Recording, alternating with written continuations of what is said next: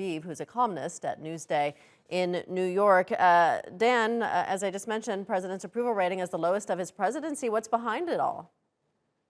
Well, he doesn't seem to have brought the country together. And of course, he hasn't solved the COVID-19 pandemic.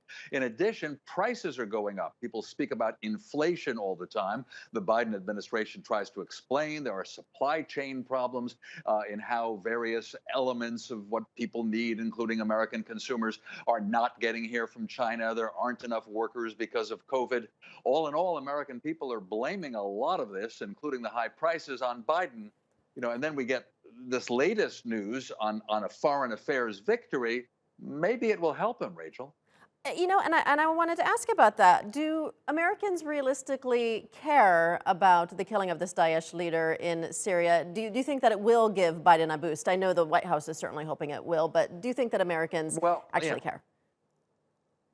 To a degree, I think it will help him, but Americans don't get involved with the details of foreign policy and things that happen overseas. But a terrorist group, that's something people know about. Daesh is known here as ISIS.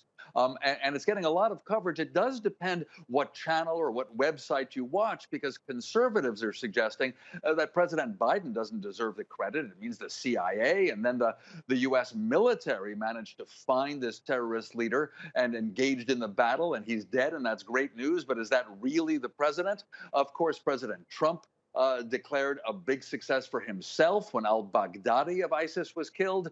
And 11 years ago, of course, President Obama declared a victory when Osama bin Laden, the head of al-Qaeda, was killed. So it does help presidents to a degree, but it's not the main thing American voters look at. Yeah, and you mentioned all those domestic issues that people are concerned about on a day-to-day basis. As far as the Ukraine crisis, is the U.S. sending troops to the region? Is that seen there in America as a deflection of all the issues happening back home?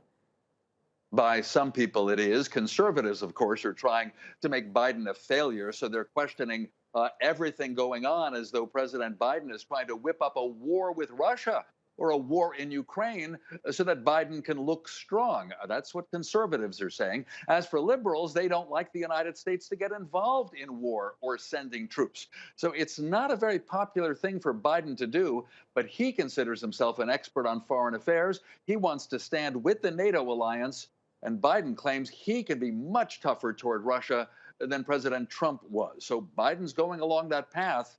No, it doesn't seem very popular here. All right, Dan Raviv joining us from New York. Dan, thank you.